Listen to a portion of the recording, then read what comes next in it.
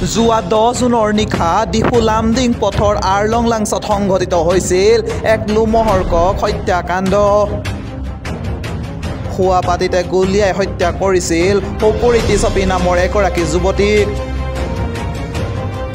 এই সন্দৰ্ভত আৰক্ষীয়ে দুজনকৈ যুৱকক আটক কৰি তদন্ত অব্যাহত ৰখাৰ মাজতে আজি কাৰ্বি আংলং জিলা আৰক্ষী অধীক্ষক সঞ্জীৱ কুমাৰ শইকীয়াই এক সংবাদমেল অনুষ্ঠিত কৰি পাৰিবাৰিক সংঘাতৰ বাবে এই হত্যাকাণ্ড সংঘটিত হোৱা বুলি সদৰি কৰে।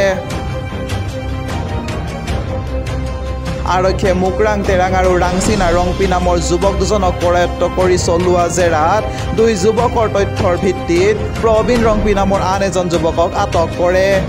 আৰক্ষীৰ জেৰাত মুকৰাঙৰ পিতৃৰ লগত যুৱতীগৰাকীৰ সম্পৰ্ক তথা পাৰিবাৰিক অশান্তিৰ ফলতে এই ঘটনা সংঘটিত কৰাৰ কথা উল্লেখ কৰে। পৰৱৰ্তী সময়ত এই হত্যাকাণ্ডৰ বিতং তথ্য প্ৰকাশ কৰিব বুলি উল্লেখ কৰে আৰক্ষী অধীক্ষকগৰাকীয়ে। ডিফু থানাৰ অন্তৰ্গত 3 কিলো অঞ্চলত হুকুৰি টিছপি নামৰ এগৰাকী যুৱতীক প্ৰায় ৰাতি 1:07 কোনোবা দুৰ্বৃত্তই গুলি কৰি তেখেতক প্ৰাণহানি কৰে। আৰু তাৰ পিছে পিছে মই আৰু আমাৰ এডিশ্যনেল এছ পি ক্ৰাইম আৰু আমাৰ গোটেই দিছপুৰ থানাৰ যি টীম আছে, ডিফু থানাৰ যি টীম আছে, আমি উপস্থিত হওঁ প্ৰায় 2:30 বজাত। আৰু তাৰপিছত আমি তদন্ত আৰম্ভ কৰোঁ। আমি আমাৰ টেকনিকেল ছাপোৰ্ট আৰু আমাৰ তদন্তৰ কালত আমি প্ৰথমতে দুজন যুৱকক আমি কৰায়ত্ব কৰোঁ। তেওঁলোক হ'ল মুকৰাং তেৰাং আৰু ৰাংচিনাত ৰংপি। তেখেত দুজনক আমি প্ৰথমতে কৰায়ত্ব কৰাৰ পিছত তেওঁলোকক আমি সোধপোছ কৰাৰ পিছত আৰু এজন ব্যক্তিক আমি যোৱা নিশা আমি কৰায়ত্ব কৰোঁ। তেখেতৰ নাম প্ৰবীণ ৰংপি। আৰু তিনিওজনকে আমি কৰায়ত্ব কৰাৰ পিছত আমি যোৱাকালি সোধপোছ কৰাৰ পিছত বিতং তথ্যটো আমি গম পাওঁ। মুকৰাম নামৰ ব্যক্তিজনে যিটো পিষ্টলেৰে গুলি মাৰিছিল সেই পিষ্টলটো দি পেলাই এখন বাৰীত লুকুৱাই থৈছিলে।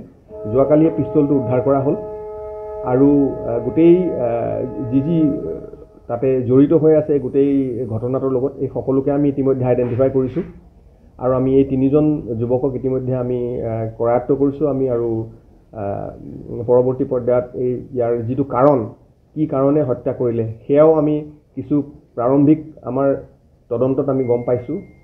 যুৱতীগৰাকীৰ মুকৰাং বোলা ব্যক্তিজনৰ দেউতাকৰ লগত এক ধৰণৰ সম্পৰ্ক আছিল বুলি এটা তথ্য আমাৰ ওচৰলৈ আহিছে আৰু সেই তথ্য সেই সম্পৰ্ক হোৱাৰ কাৰণে কিছু অশান্তি হোৱাৰ ফলস্বৰূপে এই ঘটনাটো ঘটিছে বুলি আমি পিছত আমি জানিব পাৰিছোঁ আৰু আমি অনাগত সময়ত তদন্তত বাকী কথা আমি জানিব পাৰিম।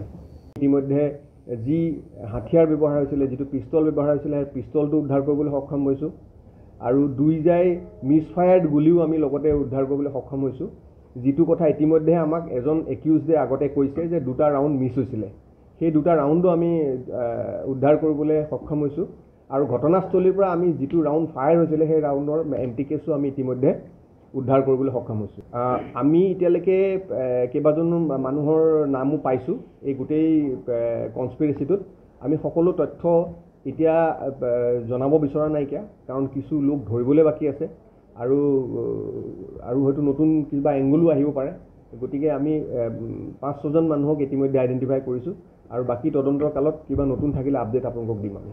আমি গম পোৱা মতে হাথিয়াৰটো তেওঁলোকে ডিমাপুৰৰ পৰা আনিছে বুলি গম পাইছোঁ। মুকৰাং জড়িত আছে, মুকৰাঙে ফাইনেন্স কৰিছে বুলি আমি গম পাইছোঁ। মুকৰাঙে পিষ্টলটো কিনিবৰ কাৰণে পইচাৰ যোগানো মুকৰাঙে ধৰিছে বুলি। ছুপাৰী কিলাৰ বুলি একজেক্টলি ক'ব নোৱাৰি। তেওঁলোকে একেলগে গোট খাই পেলাই গোটেই এটা কনস্পিৰেচি কৰি পেলাই কৰিছে। এইটো তদন্তৰ পিছত পৰৱৰ্তী পৰ্যায়ত ওলাব। এই গোটেই তদন্তটো চলি আছে। এতিয়া আমি কোনে কৰিলে সেইটো আমি ইতিমধ্যে গম পালোঁ আৰু কেনেকৈ কৰিলে আমি ইতিমধ্যে গম পালোঁ আৰু কাৰ প্ৰৰোচনাত কৰিলে এইটো আমি গম পালোঁ আৰু পৰৱৰ্তী পৰ্যায়ত আৰু ফাৰ্ডাৰ ডিটেইলছ আমি ইনভেষ্টিগেশ্যনটো কৰাৰ পিছতহে আমি গম পাম। বৰ্তমান আমি 3জন আটক কৰিছোঁ আৰু যিজন মুকৰাঙৰ পিতৃক আমি তেখেতক সোধপোছ কৰি আছোঁ। বৰ্তমান আমি এতিয়ালৈকে জানিব পৰা প্ৰাথমিক তথ্য মতে তেওঁ KPLT কোনোবা এটা গ্ৰুপত তেওঁ সদস্য আছিল বুলি, প্ৰাথমিক সদস্য আছিল বুলি গম পাইছোঁ। এইটো ভেৰিফিকেশ্যন আমি কৰি আছোঁ। Bureau report news 12 Assam north east